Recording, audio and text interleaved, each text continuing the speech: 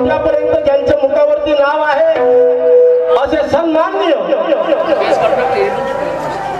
शाहीर पुरुषोत्तमजी खांडेकर जिथं कुठं असतील त्यांनी कृपया या गणाच्या माध्यमातून एका प्रश्नाची मांडणी करतो आहे. शाहीर साहेबांना ऐकावं.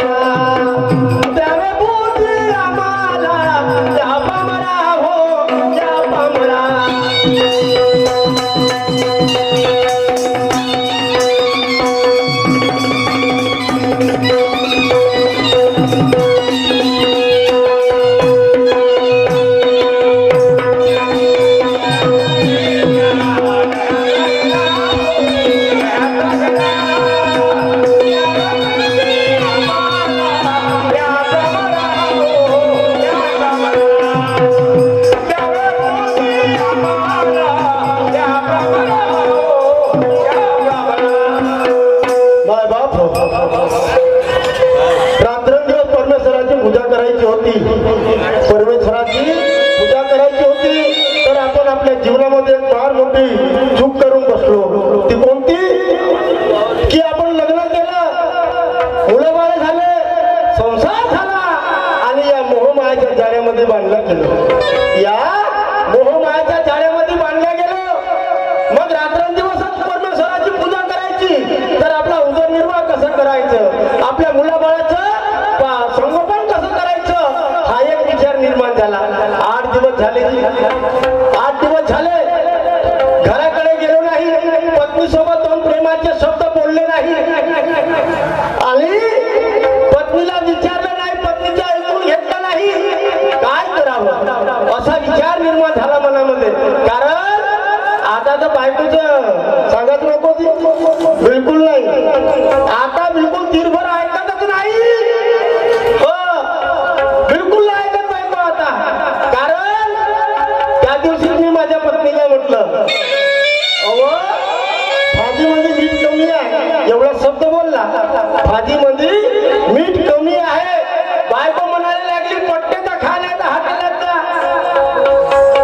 जेव्हापासून लाडकी बहीण चालू झाली, तुमच्या एमपी काय केलं आहेच वाटते, अगोदरच होते. लाडकी बहीण चालू झाली आणि बस आजकाल बाहेर तर बिलकुल ऐकलंच कमी केला, ऐकलंच कमी केला.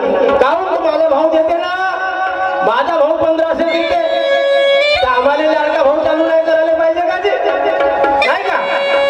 असो, तर मला सांगायचं होतं की या गावामध्ये प्रथमदा पाहून टाकलं आणि बजरंगबलीला म्हटलं, बाबा मी घराकडे जातो, माझा संसार, माझा परिवार, माझी पत्नी वगैरे व्यवस्थित राहू देतो आणि पती पत्नीच्या भांडणामध्ये काय वाटलं गेलं नाही. लहान मुलाच्या झगड्यासारखा झगडा असतो तेव्हा घराकडे जातो. शहाण्या माणसाचं म्हणणं आहे, बंडीच्या चाकोऱ्या दोन्ही जरी बरोबर असतील घोड्या, तो गाडा संसाराचा ठीक झालेला मध्य भागी जर एखादी खचून पडली तर त्याच्या सत्याला झाल्याशिवाय राहील. जातो घराकडे, समजवण्याचा प्रयत्न करतो.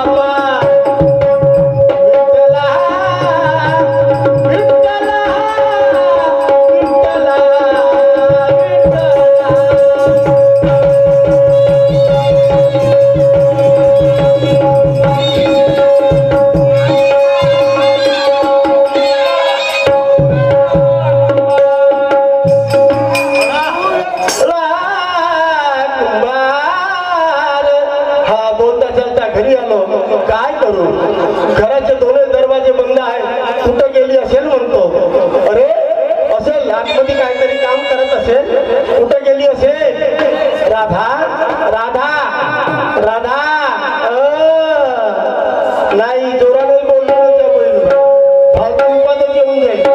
राधा कोठे गेली व असेल घरामध्ये काम करायला लागेल, काम करत असेल, कारण बाईच्या जातीला रंगरंगीची कामं करावं लागते म्हणतात. आवाज सन्मानाला दिलं पाहिजे.